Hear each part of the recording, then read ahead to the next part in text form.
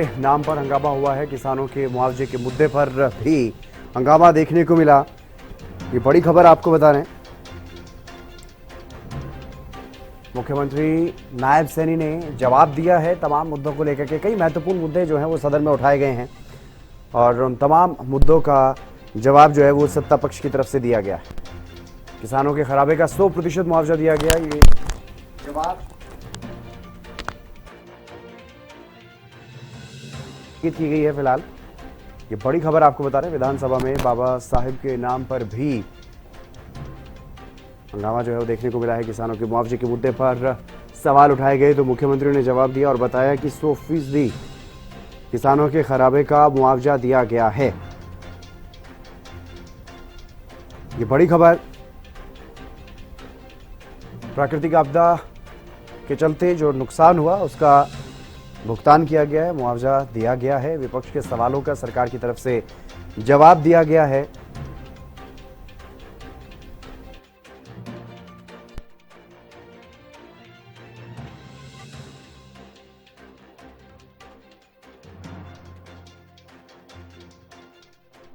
Lunch break के लिए कार्यवाही को स्थगित किया गया है।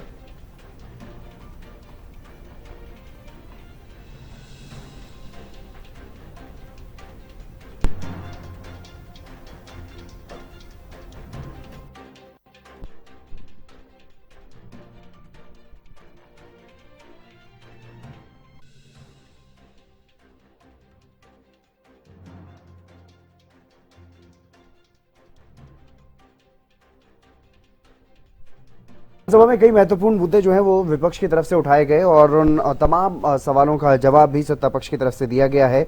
बेहद महत्वपूर्ण आज सदन की कार्यवाही रही है अब तक की। और अभी क्योंकि सिर्फ लंच ब्रेक के लिए ये ब्रेक लिया गया है, थोड़ी देर का ब्रेक, 1 घंटे का ब्रेक जो है वो लिया गया, लंच ब्रेक। और इसमें लंच करने के बाद एक बार फिर से सदन की कार्यवाही जो है वो शुरू होगी। 5वां दिन है आज और 5वें दिन प्रश्नकाल के साथ सदन की कार्यवाही की शुरुआत हुई और उसके बाद कई महत्वपूर्ण मुद्दे सदन में उठे हैं जिनको लेकर के जवाब भी सरकार की तरफ से दिया गया। प्रदीप शोकंद हमारे साथ जुड़ गए हैं अधिक जानकारी के साथ। प्रदीप, क्या कुछ ज्यादा जानकारी अब तक लंच ब्रेक तक कितना खास रहा आज का दिन सदन की कार्यवाही का? बिल्कुल, देखिए आज सदन की जो कार्रवाई शुरू हुई प्रश्नकाल से शुरू हुई और अभी 1 घंटे का जो है लंच ब्रेक दिया गया है। 1:20 से और 2:20 तक का ये लंच ब्रेक रहने वाला है। और आपको बता दें कि इसमें कई अहम जो है कह सकते हैं कि प्रश्न जो लगाए गए और उनके जो है उत्तर दिए गए। फतेहाबाद से कांग्रेस विधायक बलवंत सिंह दौलतपुरिया ने किसानों को कपास की 5 बीज उपलब्ध करवाने का सवाल पूछा। और हरियाणा के बड़े हिस्से से में कपास लगाई जाती है लेकिन किसानों को बीटी 5 बीज नहीं मिल रहा है, जिससे किसानों को नुकसान उठाना पड़ता है। इसलिए किसानों को बीटी 5 बीज मुहैया करवाई जाए। कृषि मंत्री श्याम सिंह ने कहा कि कृषि विश्वविद्यालय हिसार में बीटी 5 के कपास के बीज पर कोई रिसर्च नहीं की जा रही, इसलिए बीज उपलब्ध करवाने कोई समय सीमा उपलब्ध नहीं करवाई जा सकती। तो ऐसे में अलग अलग जो है नेता है उन्होंने अलग अलग प्रश्न उठाए। वहीं नैलो के नेता आदित्य ने भी अपना प्रश्न लगाया। उन्होंने कहा कि कह सकते हैं किसानों को और आड़तियों के बीच में जो एक फैसला जो हो गया है, कह सकते हैं वो बढ़ाने का काम सरकार कर रही है। उस पर मंत्री रणबीर गंगवा ने जवाब दिया कि हम ऐसा कुछ नहीं कर रहे, हम बैंकों से कम ब्याज पर जो है कह सकते हैं कि कम ब्याज पर ही जो है पैसा उपलब्ध करवाने की कोशिश कर रही है। तो कह सकते हैं कि ऐसे कई सवाल जो लगाए गए हैं अंदर और उनका जवाब जो है मंत्री की तरफ से दिया गया। काफी अहम कह सकते हैं कि चर्चा ये आज हुई है और लगातार जो कह सकते हैं कि प्रश्न जो है उनका जो दौर चला और अलग अलग प्रश्न जो है उठाए गए हैं। जी हितेंद्र। बिल्कुल। और सदन की कार्यवाही के दौरान बाबा साहिब के नाम पर भी हंगामा देखने को मिला है। प्रदीप, क्या हुआ था जो बाबा साहब के नाम पर हंगामा देखने को मिला? बिल्कुल, देखिए बाबा साहब के नाम पर भी जो है हंगामा देखने को यहाँ पर मिला है और कह सकते हैं कि सत्ता पक्ष और विपक्ष जो है आमने सामने नजर आए और वहीं पर बाबा साहब के नाम पर राजनीति नहीं करनी चाहिए। इस प्रकार की जो बातें प्रदर्शन के और विजेंदर इस पर कह सकते हैं कि तमाम सत्ता पक्ष ने भी यही कहा कि बाबा साहब के नाम पर जो है किसी भी प्रकार की कह सकते हैं कि राजनीति नहीं करनी चाहिए। बाबा साहब सभी के हैं। खुद स्पीकर हरजिंदर कल्याण ने भी बाबा साहब को लेकर कहा कि सभी के हैं बाबा साहब और किसी एक कह सकते हैं पक्ष के नहीं, सभी के बाबा साहब। जी जिंदर बिल्कुल। और इसके अलावा किसानों के फसल खराबे के मुआवजे को लेकर के भी सवाल उठा, उस पर भी हंगामा देखने को मिला है, क्योंकि इससे पहले भी हमने देखा है सदन में इस तरह के सवाल उठ चुके हैं कि किसानों को जिन जिन किसानों की फसलों का नुकसान हुआ उनको मुआवजा नहीं मिला है, सभी को मुआवजा नहीं मिला है। ये सवाल और भी कई विधायक उठा चुके हैं। आज एक बार फिर से ये मुद्दा उठा और इस मुद्दे पर क्या कुछ जवाब सरकार की तरफ से दिया गया?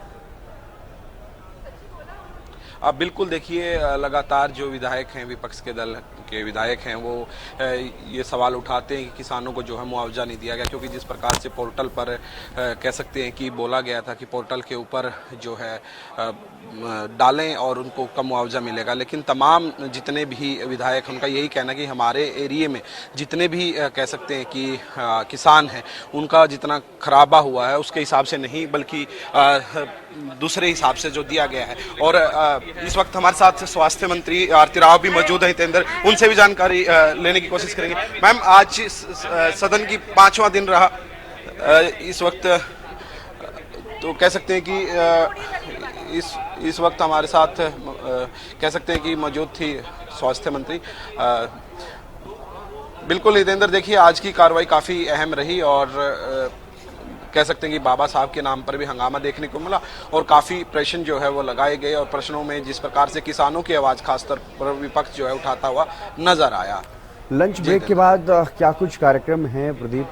किन मुद्दों पर हंगामा देखने को मिल सकता है, किन मुद्दों पर घमासान देखने को मिल सकता है?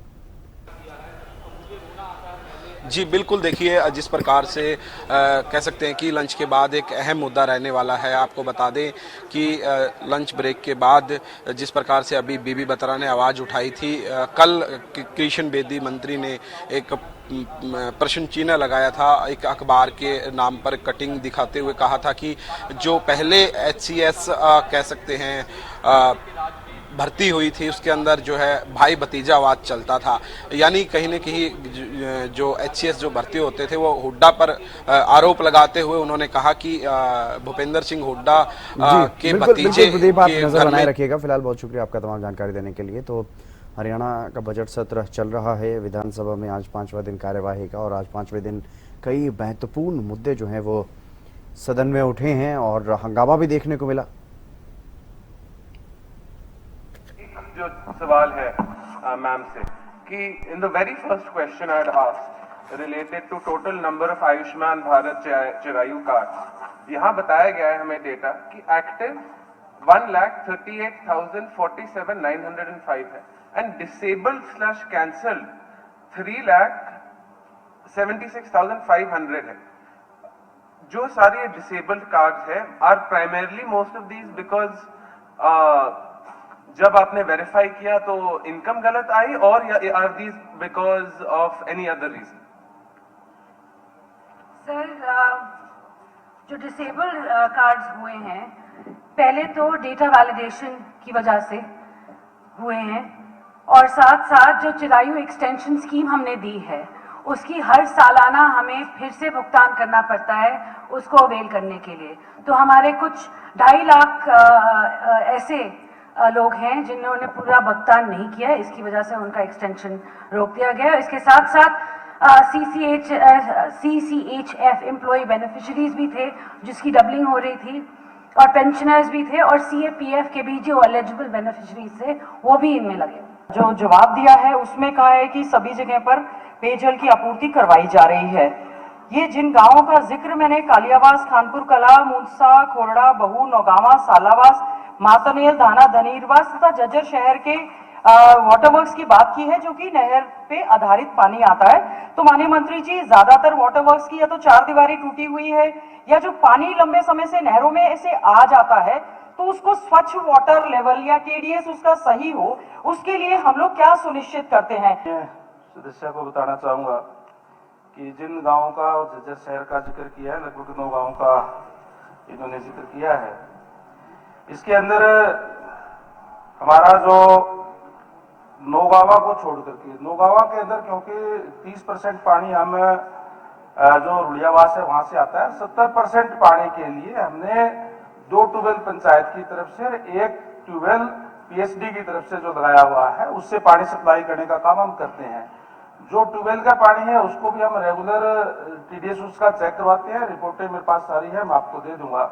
और जहां तक बात आपने कही कि जो बाकी जो गांव है, कालियावास, खानपुर कला, मुरसा, खोरा, बहू, सालावास, मातनहेल, जानीवास, इस तमाम जो गांवों का आपने जिक्र किया है, इसमें जो नहर का पानी आता है तो टीडीएस ज्यादा होने का और का तो कोई सवाल ही पैदा नहीं कि नहर का पानी आता है, फिर भी हम क्लोराइजेशन करके और उसको समय समय के ऊपर चेक करवाने का काम जो है वो करते हैं। हम समय समय पर उसको चेक भी करवाते हैं। और बरसात के समय में जिस तरीके से पानी आ जाता है उस टाइम भी हम सारी, उसके तुरंत बाद भी हम सारी लीकेज वीकेज चेक करवाते हैं ताकि कोई ना हो।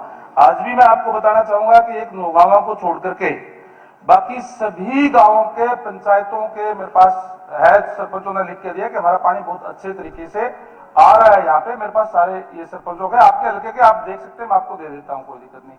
जो सरपंचों ने जो लिख के दिया पंचायतों ने कि हमारा पानी बहुत अच्छे तरीके से आ रहा है। जो आप नौगावा की बात आपने कही, जिसमें आपने डिमांड की है कि वहां भी नहर आधारित किया जाए, पंचायत की डिमांड के ऊपर भी आपने भी रखा है।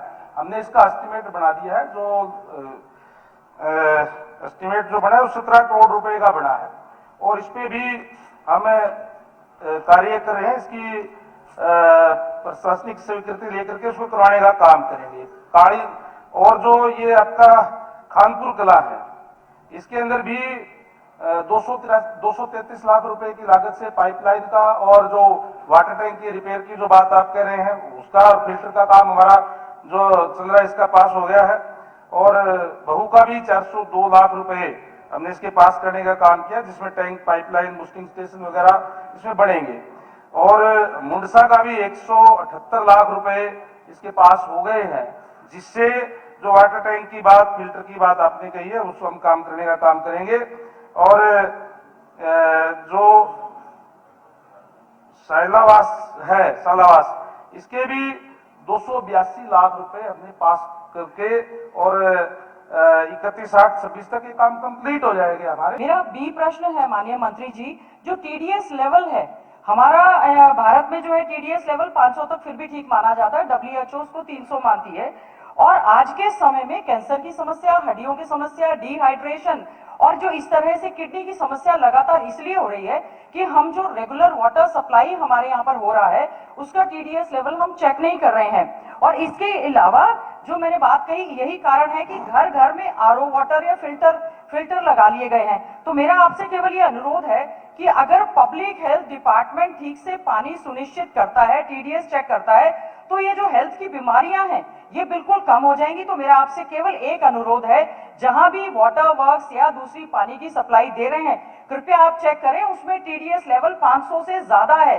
बीमारियां हो रही हैं, उसमें जो सॉलिड्स होने चाहिए उनकी मात्रा ज्यादा होने से खारा हो रहा है और लोग बीमार हो रहे हैं। आपने अभी हाल ही में देखा इंदौर में इतनी बड़ी घटना हुई है।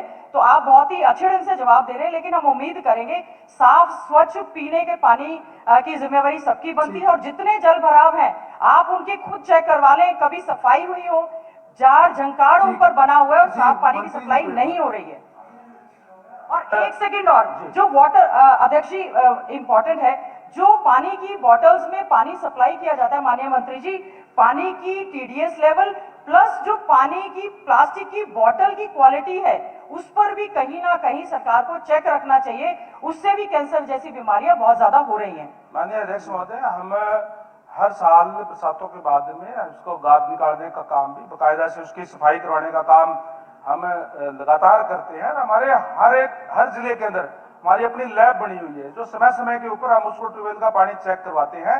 500 से ऊपर होते ही हम उसका कोई न कोई दूसरा अल्टरनेट देखते हैं। जहां पानी की कमी होती है, देखिए मैं बताऊं, जहां हमारे सामने दो समस्याएं हैं। एक तो जहां पानी ऊपर आ गया, वहां जो है वो चौवा का पानी जो मिल जाता है, जहां हमारे कुछ जो आरबीसी का जो टैंक बने हुए होते थे, उसके लिए भी माननीय मुख्यमंत्री महोदय के आदेशानुसार हम उसका पूरा चेक करवा रहे हैं पूरे स्टेट के अंदर।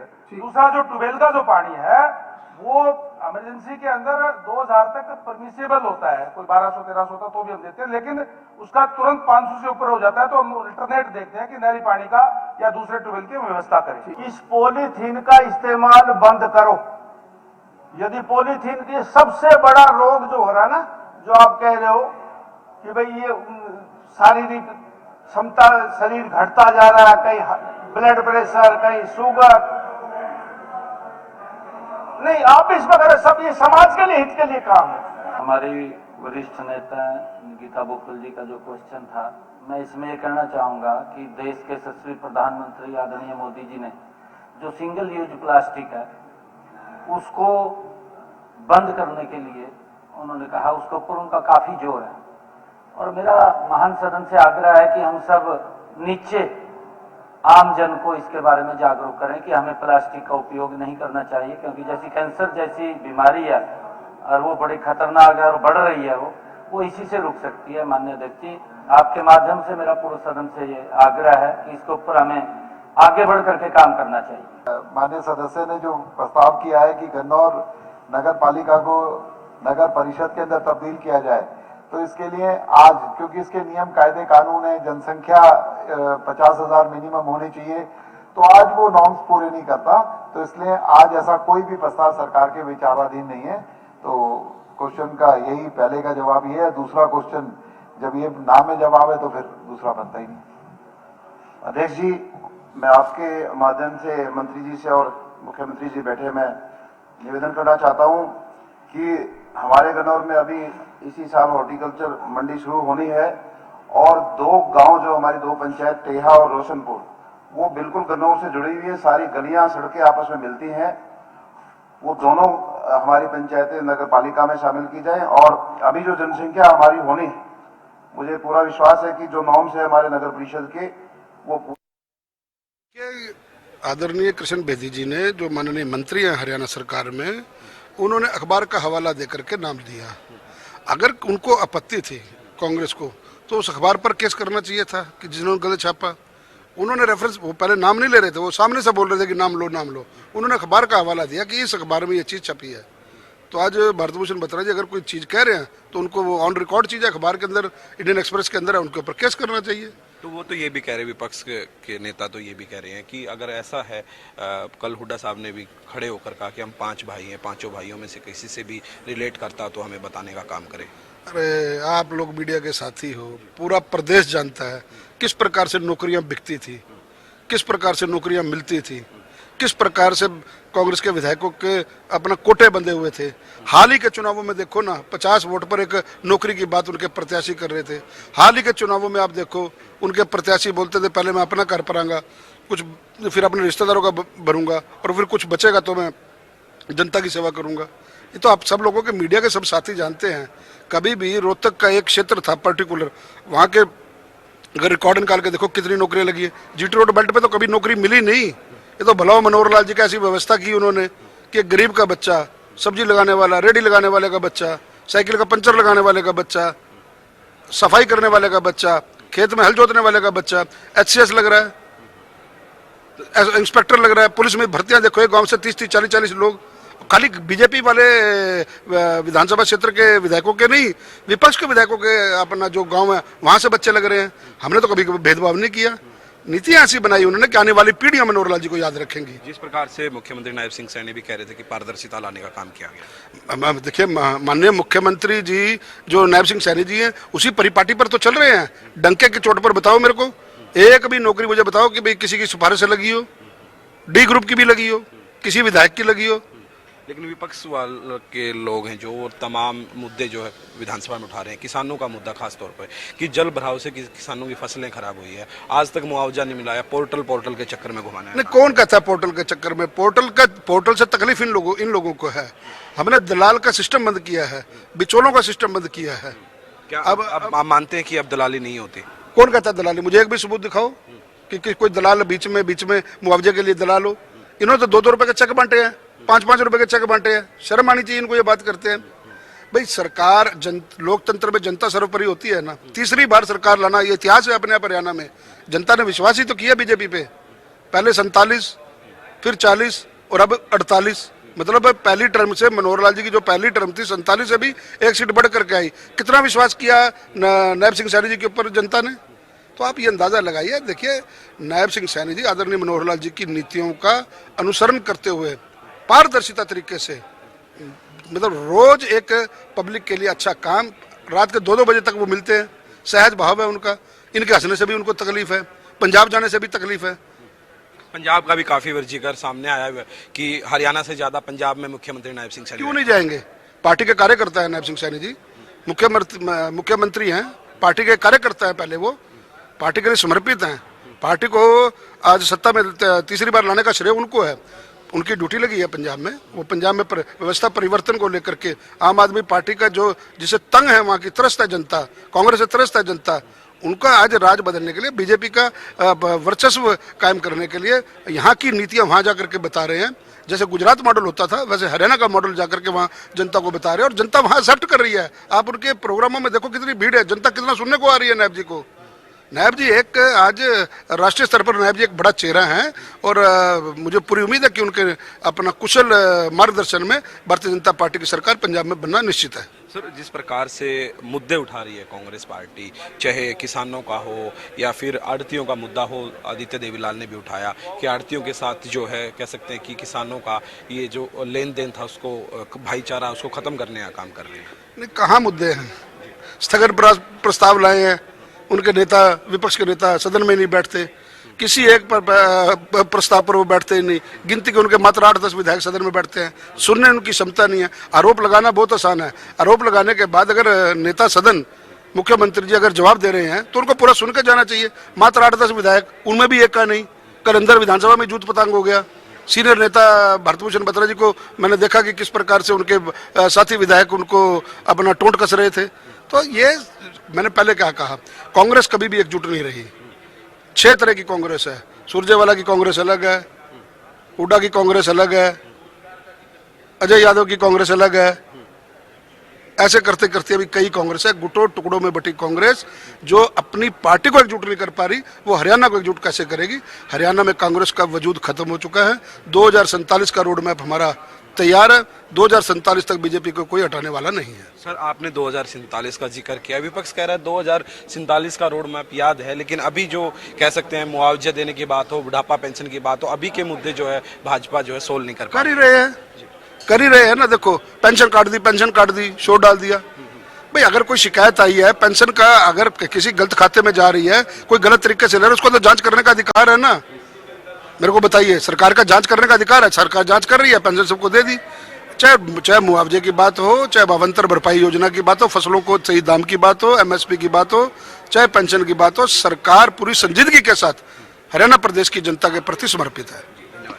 इस वक्त हमारे साथ विधायक जगमोहन आनंद मौजूद थे, जिन्होंने तमाम जानकारी दी, और उन्होंने कहा कि कांग्रेस जो है आज अलग अलग गुट में बटी हुई कांग्रेस है और कांग्रेस पर खुलकर निशाना साधा। उन्होंने नाम लेकर कहा कि हुड्डा कांग्रेस अलग है, सुरजेवाला की कांग्रेस अलग है, और जो ये मुद्दे उठाए जा रहे हैं ये आधारहीन मुद्दे हैं, ऐसा उनका कहना था। और उन्होंने साफ तौर पर कहा कि जो सदन के अंदर ये मुद्दे उठाए जा रहे हैं ये मुद्दे सही नहीं है और लोगों को बहकाने का काम जो है किया जा रहा है। वीडियो जर्नलिस्ट मनीष के साथ प्रदीप शोकंद, हरियाणा न्यूज, चंडीगढ़। तो आपने सुना बीजेपी के विधायक किस तरह से विपक्ष पर निशाना साध रहे थे और बता रहे थे कि पहले किस तरह से नौकरियां मिलती थी और अब किस तरह से बिना पर्ची बिना खर्ची के नौकरियां दी जा रही हैं। पहले जीटी रोड बेल्ट में नौकरियां नहीं मिलती थी और अब कोई भी जो भी मेरिट में आता है उसको नौकरी मिल पा रही है, चाहे वो कितने भी गरीब का बच्चा है। उन तमाम लोगों को जो मेहनत कर रहे हैं और जो मेरिट में आ रहे हैं उनको नौकरियाँ मिल रही हैं। ये बात वो यहाँ पर कहते हुए नजर आए हैं। और साथ ही जो पोर्टल को लेकर के सवाल लगातार उठाए जा रहे हैं, मुआवजे को लेकर के जो सवाल उठाए जा रहे हैं विपक्ष की तरफ से, उस पर भी विपक्ष के सवालों पर निशाना साधते हुए नजर आए, तंज कसते हुए नजर आए। उन्होंने कहा कि पोर्टल से लोगों को परेशानी है, इन लोगों को दिक्कत है। तो कई महत्वपूर्ण विषय आज सदन में उठे हैं और सदन में नोकझोंक भी देखने को मिली है। कई महत्वपूर्ण मसलों को लेकर के नोकझोंक देखने को मिली है। तो कुछ सत्ता पक्ष और विपक्ष में ऐसे भी मुद्दे उठे जिस पर हंगामा भी हुआ है, चाहे वो बाबा साहेब अम्बेडकर के नाम पर एक यूनिवर्सिटी बनाने जाने की मांग हो, तो उसमें भी संसदीय कार्य मंत्री की तरफ से तंज कसा गया जब ये सवाल उठाया गया भारत रत्न को लेकर के। कि अब उनको आप भारत रत्न कहते हैं, लेकिन उन्हें भारत रत्न दिया भारतीय जनता पार्टी की सरकार ने था। सर, आज आपने सवाल भी लगाया था, सबसे पहले तो जानना चाहेंगे और सवाल जो लगाया था वो सवाल क्या था और कितने संतुष्ट हैं जवाब से आप?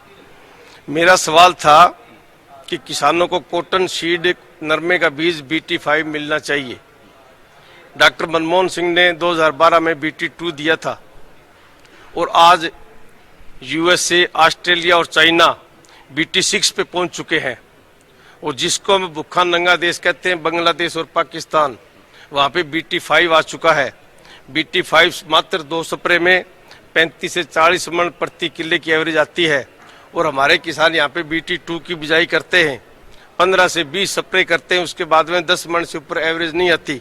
तो मैंने सरकार से पूछा था कि आप रिसर्च करके तुरंत किसानों को BT5 बीज मुहैया कराएं, लेकिन बड़े दुख के साथ कहना पड़ रहा है कि कृषि प्रधान प्रदेश का कृषि मंत्री कहता है कि हमने बीज के ऊपर रिसर्च ही बंद कर दी।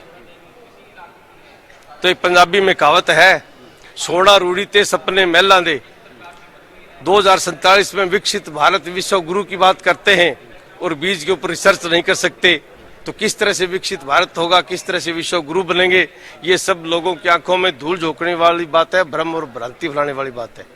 सर, जिस प्रकार से मुख्यमंत्री नायब सिंह सैनी भी सदन में बोल रहे थे, उन्होंने साफ तौर पर कहा कि पारदर्शिता जो है, पारदर्शिता को लेकर कह सकते हैं कि सरकार सजग है और ट्रांसपेरेंसी से जो है हर कार्य जो है किया जा रहा है। सर, ये इवेंट मैनेजमेंट पार्टी है, कहने के पास इनके पास शब्द कोश तो बहुत अच्छे होते हैं। जिस तरह से इन्होंने स्वच्छ भारत अभियान चलाया था और उसकी आड़ के अंदर दुकानदार भाइयों को अतिक्रमण के नाम पे जितना परेशान किया वो दुकानदार भाई जानते हैं। इस तरह ये शब्द कोश तो ढूंढ ढूंढ के लाते हैं, लेकिन पारदर्शिता ना तो कहीं नौकरियों के मामले में है, ना कहीं विकास कार्य करने के मामले में है। सब कुछ अपने मंजूर नजर लोगों को लाभ पहुंचाया जा रहा है। अगर पारदर्शिता होती तो ये जो अतिक्रमण के नाम पे लोगों को परेशान किया जा रहा था, मैंने विधानसभा मांग उठाई थी कि आप 3 फुट का छज्जा और पौड़ी के 3 स्टेप अतिक्रमण के अंदर नहीं आने चाहिए। बिल्डिंग एक्ट के अंदर आप संशोधन करें। इनको मात्र 0.23 मीटर की परमिशन है, वो कि 1.25 फुट होता है। 1.25 फुट छज्जा से ना तो दुकानदार धूप से बच सकता है, ना बारिश से बच सकता है। तो दुकानदार भाइयों को कम से कम 3 फुट का छज्जा और पौड़ी के 3 स्टेप पे की अनुमति देनी चाहिए और अतिक्रमण नहीं आनी चाहिए, ताकि वो अपनी दुकानदारी ठीक तरह से कर सके।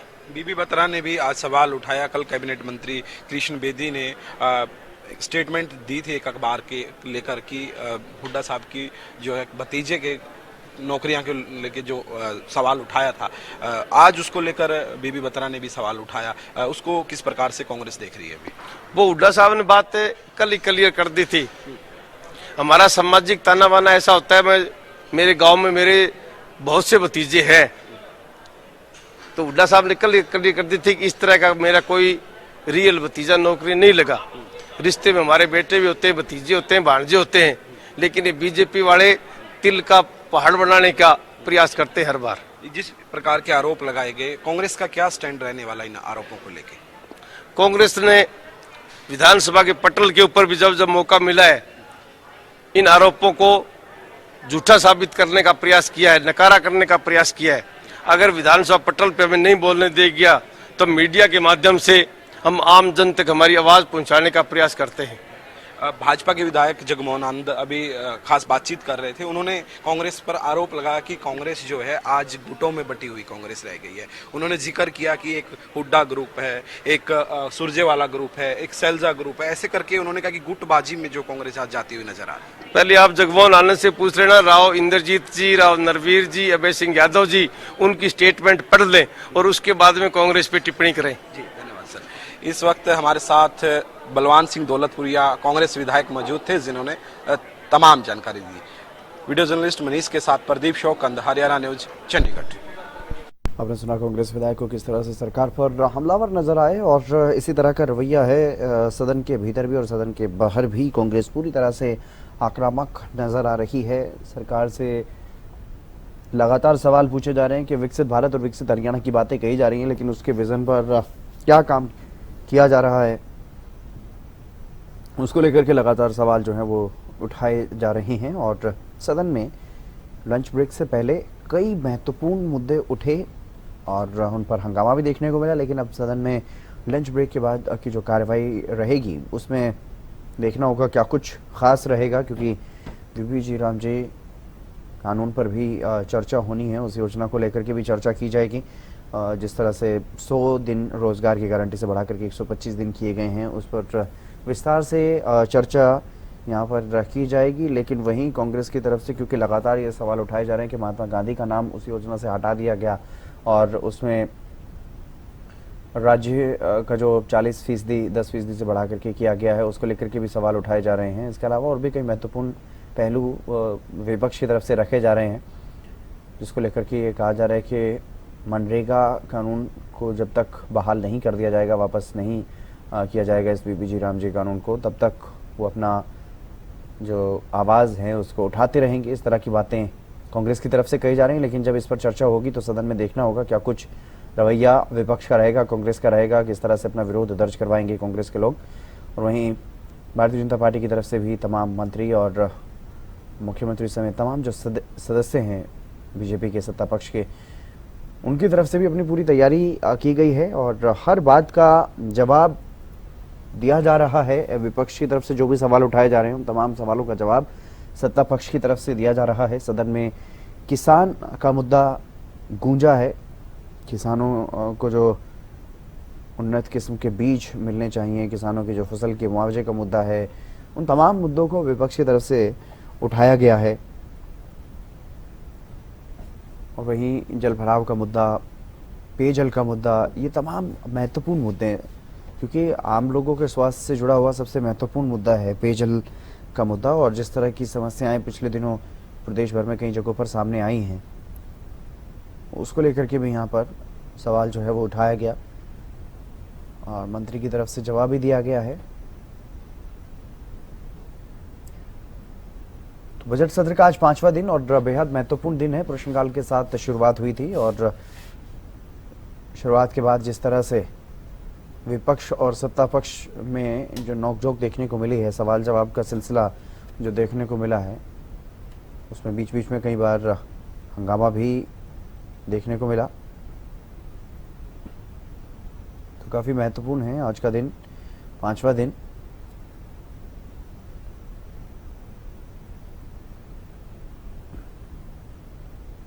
सर, सबसे पहले तो मैं आपको एक पिक्चर ही दिखा देती हूँ ताकि थोड़ा सा आपको भी आइडिया रहे। लोग बाल्टियों से पानी निकाल रहे हैं बाजार का।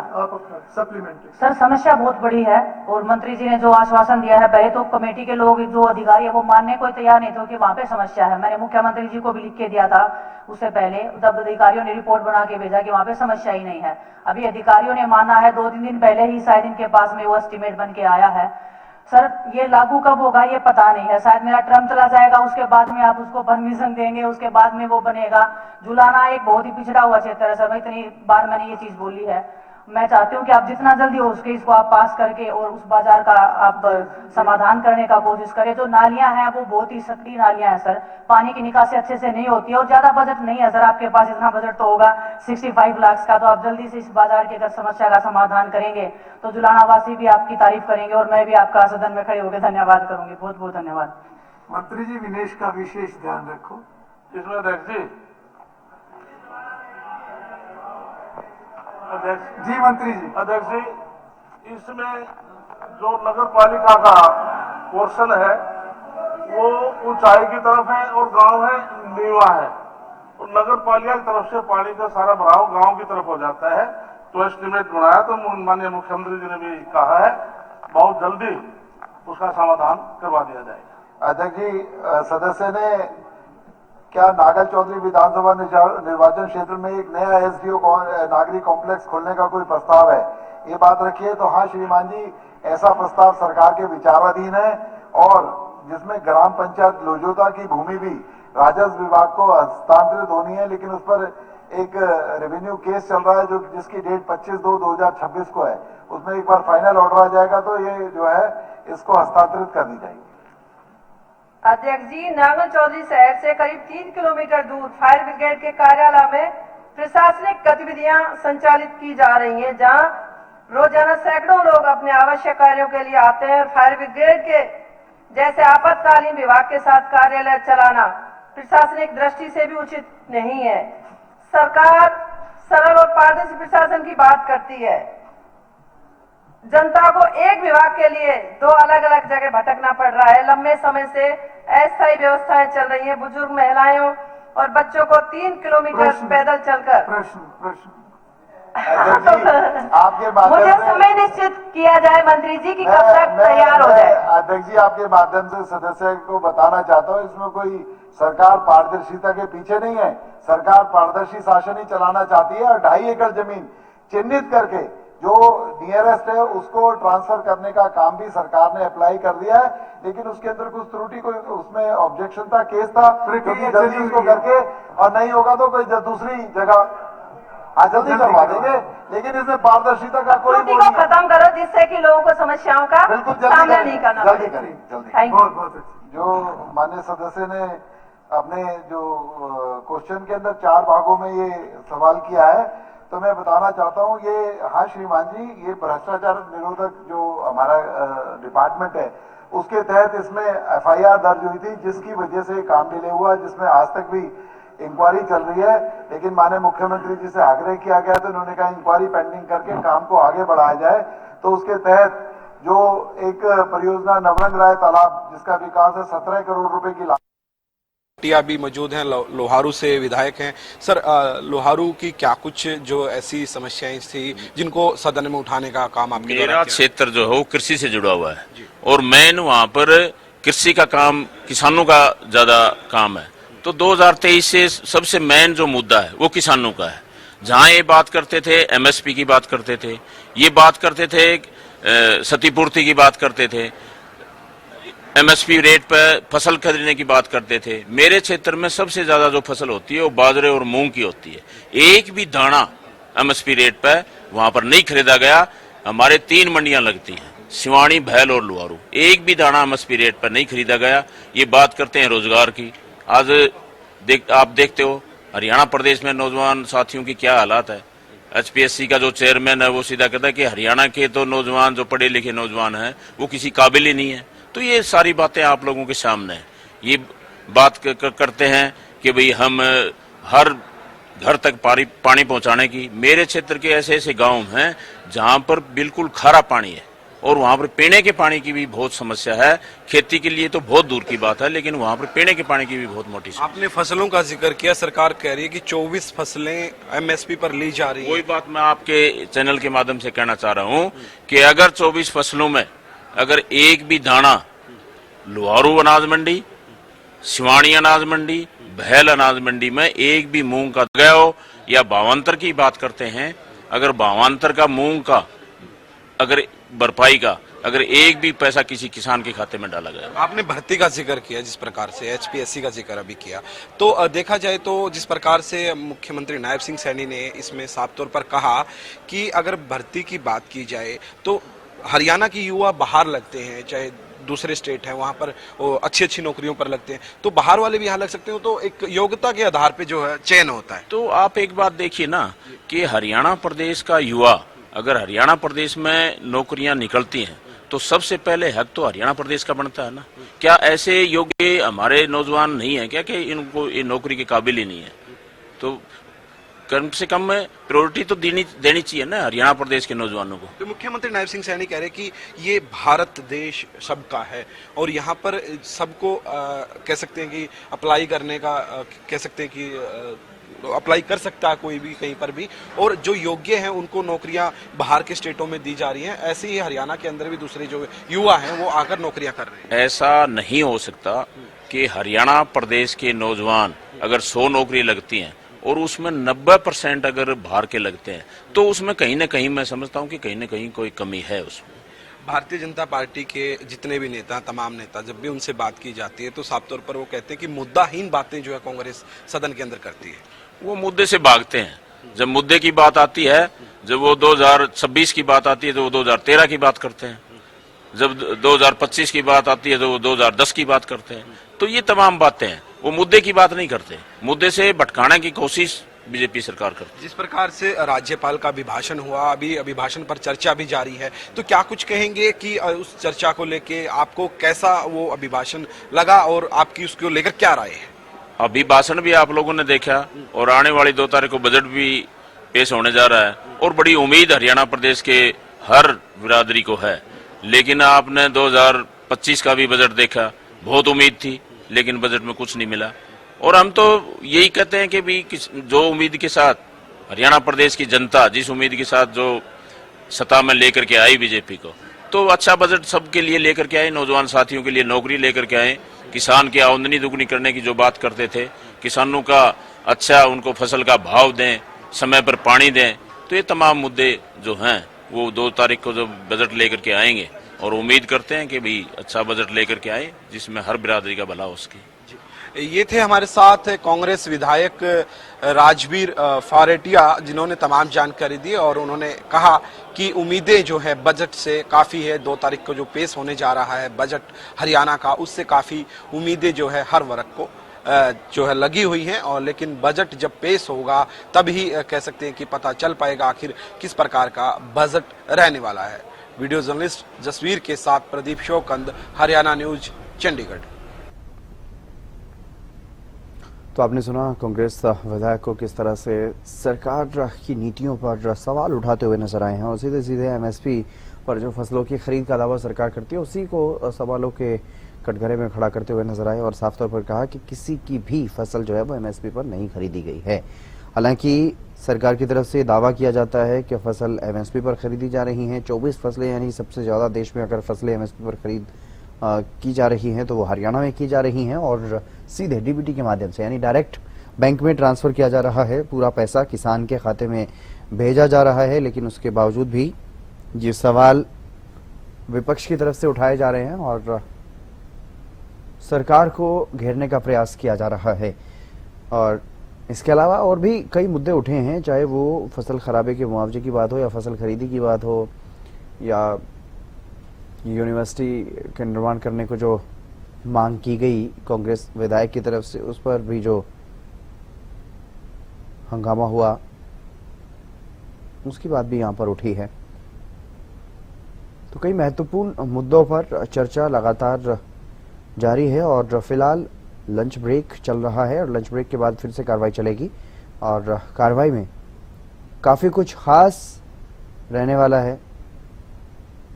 जिस तरह से सुबह 11 बजे से कार्रवाई शुरू हुई, प्रश्नकाल के साथ कार्यवाही शुरू हुई थी,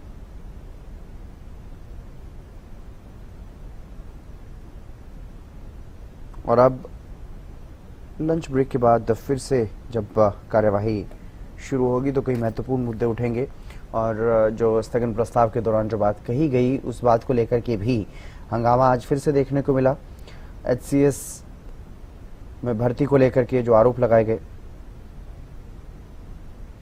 लगभग 30 गांव के लगभग 9000 किसानों ने फसल खराबे के लिए क्षतिपूर्ति पोर्टल पर अपना पंजीकरण कराया।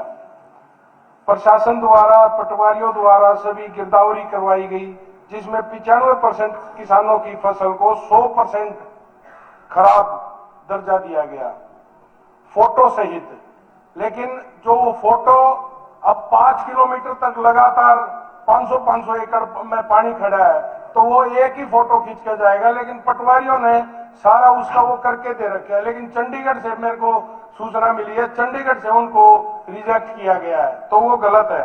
और उसके बाद मैं आपको बताना चाहूंगा सिर्फ और सिर्फ अब तक 1732 किसानों को मुआवजा दिया गया है। सर इसके अंदर मैं थोड़ा सा ये कहना चाहता हूँ, क्योंकि प्राकृतिक आपदा के कारण ये पहली ऐसी मुख्यमंत्री मोदी जी के नेतृत्व वाली सरकार है जिसने 100% खराबे का मुआवजा किसान के खाते में पहुंचाया।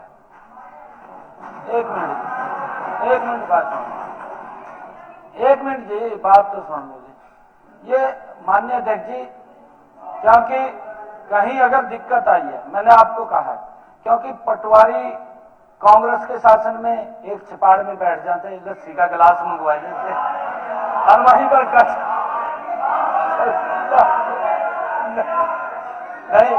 नहीं यही हालत है माननीय अध्यक्ष जी। हमने कार्रवाई की है, पटवारियों पे, हमने पटवारियों पे कार्रवाई की है।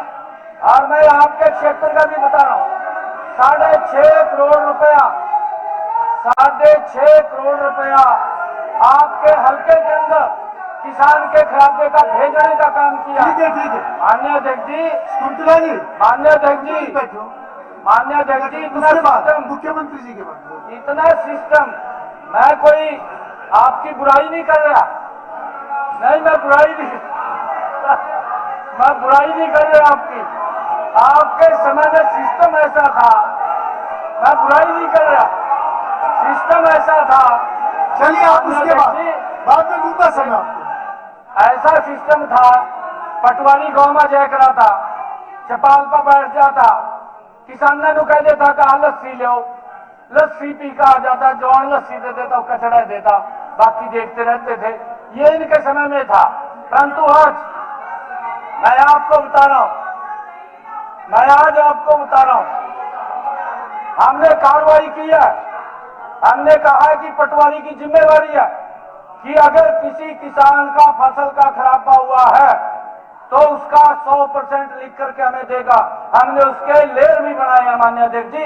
अगर 25% है, 50% है या 75 या 100% है, अगर 25% है तो कुछ नहीं मिलता, अगर 50% है तो 20% मिलेगा, 100% है तो 100% मिलेगा, और उसका देने का काम कर रहे हैं। अभी भी हमने इसके बारे में कहा है कि अगर किसी की गलती है वो गलती को अपनी भुगतेगा, उसके खिलाफ कार्रवाई होगी, और जो किसान हमारा बचा है उस तक पहुंचाने का काम करेंगे अगर कोई छूटा है। 15 महाविद्यालय हैं, सरकारी, स्वपोषित और निजी मिला के। मगर मुझे एक बात समझ में नहीं आ रही, क्वेश्चन में लिखा क्या भारत रत्न, तो भारत रत्न अब बड़ा याद आ रहा है सर। डॉक्टर साहब के नाम से ऑलरेडी मैं ठीक हूं तो मुझे ध्यान में आ रहा, शायद सम्मानित सदस्य ने ये क्वेश्चन पहले भी लगाया है, और ये मैंने पहले भी अगर देखो हो सका मैं गलत भी, मगर मुझे कुछ ध्यान आ रहा, मैंने बताया भी था कि भी राई में ऑलरेडी हमारा एक महाविद्यालय विश्वविद्यालय है, और वो डॉक्टर जी विश्वविद्यालय और डॉक्टर साहब के नाम से ही है, वो डॉक्टर साहब के नाम से ही है, तो इसलिए दूसरे का तो सवाल ही नहीं बनता। मैं ये कह रहा हूं कि अब देर आए दुरुस्त आए, बाबा साहब के साथ भारत रत्न लिखने का अवसर। जय हो अटल जी, आपने बड़ा उपकार किया था। श्री सुनील सतपाल सागवान, आजादी के 70-60 साल बाद सर भारत रत्न का उनको जो उपाधि दी। Question number 75। देखिए नामकरण सेकेंडरी बात होती है, आप सबसे पहले पूछना होता है कि ये संस्थान बन सकता है कि नहीं। उनका अपमान किया आप लोगों ने, भारत रत्न हमने दिया, अटल जी की सरकार ने दिया, आप भारत रत्न लिख रहे हैं, कोई विषय नहीं है, वो विषय नहीं है, अभी की चर्चा का, अभी की चर्चा का विषय नहीं है। वो संस्थान बनेगा कि नहीं वो विषय है, नामकरण विषय नहीं है। ठीक है मंत्री सुनील सतपाल सागवान जी। मंत्री जी, अध्यक्ष महोदय जी, अध्यक्ष महोदय बैठिए प्लीज, बैठिए का टाइम खराब करें। अरे ठीक है, वो यहाँ का विषय नहीं है ना भाई, अभी की चर्चा का विषय नहीं है। संस्थान बनेगा कि नहीं वो विषय है। मैं माननीय मंत्री जी जो हमारी छोटी बहन उनका धन्यवाद करता हूं कि कुटेल में एक विश्व स्तरीय कैंसर इंस्टीट्यूट का निर्माण जल्द करवाने का उन्होंने आश्वासन दिया है। मेरा उनसे निवेदन है कि करनाल कल्पना चावला मेडिकल कॉलेज में जो कैथ लैब का है, इसका जो पीपीवी मोड है, इसको भी जरा एक समयबद्ध सीमा निश्चित कर दी जाए ताकि करनाल की जनता को और आसपास की जनता को इसको लाभ मिले। मेरा उनसे ये आग्रह है। माननीय अध्यक्ष जी, मैं कहना चाहूंगी कि हमने एक कंसोलिडेटेड RFP करा है सारे मेडिकल कॉलेजेस के लिए कि वहां पे पीपीपी मोड पे एक कैथ लैब होना चाहिए, और आज के दिन हर सिविल अस्पताल में एक कैंसर डे केयर सेंटर बन चुका है, और हमारे पास तीन कैंसर इंस्टीट्यूट्स हैं, PGIMS रोहतक, अटल कैंसर सेंटर अम्बाला और भारसा एम्स झज्जर में। धन्यवाद। ठीक, श्री मनमोहन बढ़ाना। मैं एक थोड़ा इसमें जोड़ना चाह रहा हूं। हमने निर्णय किया पिछले दिनों पूरे महान सदन को इसके बारे में अवगत होना चाहिए कि हमने अपना जो डिस्ट्रिक्ट हॉस्पिटल है, उन सब डिस्ट्रिक्ट हॉस्पिटल के अंदर वो सारी सुविधाएं हम आम जन के लिए देने का काम कर रहे हैं, ताकि लोगों को कहीं बड़ा विश्वास है माननीय अध्यक्ष जी सरकार के हॉस्पिटल्स के ऊपर। 10 हमने हरियाणा प्रदेश के लोगों को समर्पित कर दिए हैं। जो कुछ और रह गए हैं उनके अंदर भी सारी सुविधाएं, चाहे वहाँ लैब की बात हो, चाहे वहाँ सीटी स्कैन की बात हो, चाहे वहाँ MRI की बात हो, या वहाँ पर डिजिटल एक्सरे की बात हो, अल्ट्रासाउंड की बात हो, यहाँ प्राइवेट वार्ड्स की बात हो, हम सारी सुविधाएं वहाँ उपलब्ध करा रहे हैं अपने डिस्ट्रिक्ट हॉस्पिटल के अंदर। उसके लिए हम बड़ी गति से काम कर रहे हैं। जानकारी के लिए मैं बताना चाहिए, आज के समय में देखा गया है कि अफोर्डेबल हाउसिंग की बहुत कमी है, प्लॉट्स की बहुत कमी है।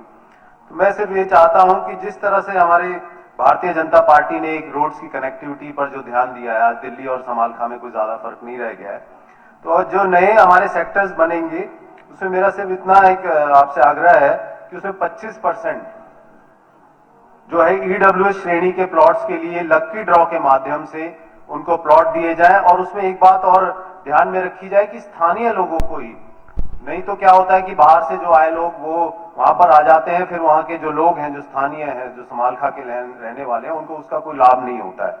और दूसरी बात इसमें एक और मैं कहना चाहूंगा कि जो EWS श्रेणी के प्लॉट है वो आगे उन्हें बेचने का अधिकार ना हो, ट्रांसफर हो अपनी फैमिली जनरेशन में ही, नहीं तो वही पूंजीपति आकर उन्हें खरीद लेते हैं, उनका कोई उसमें लेना देना नहीं रहता। माननीय अध्यक्ष जी, हमारे साथी विधायक ने जो सवाल किया था उसको फिर बाद में चेंज कर दिया, पर जितना सवाल किया था उसका मैं जवाब बताता हूं। समालखा में हमने 3 सेक्टर डेवलप करने पर विचार किया जा रहा है। सेक्टर 1, 2 और 4 में लगभग 498 एकड़ खाली जमीन मालिकों की सहमति से ये भूमि पोर्टल के जरिए खरीदी जाएगी। और मैं आभार व्यक्त करता हूं माननीय मुख्यमंत्री जी का। लगभग 6 महीने पहले अगस्त के महीने में हमने एक सुझाव रखा था माननीय मुख्यमंत्री जी के सामने कि सब डिवीजन लेवल के जितने भी हमारे छोटे शहर हैं उनमें बहुत लंबे समय से कोई सेक्टर डेवलप नहीं किए, और मुख्यमंत्री जी ने इस बात के लिए उस दिन हमें सहमति दी। और मैं आभार इसलिए प्रकट करूंगा सभी साथियों की तरफ से, पूरे हाउस की तरफ से, कि शायद आने वाले 2-3 दिन के अंदर लगभग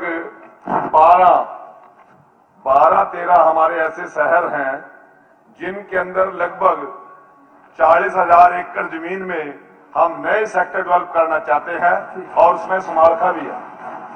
मैंने मुख्यमंत्री जी आपका बहुत बहुत आभार, धन्यवाद।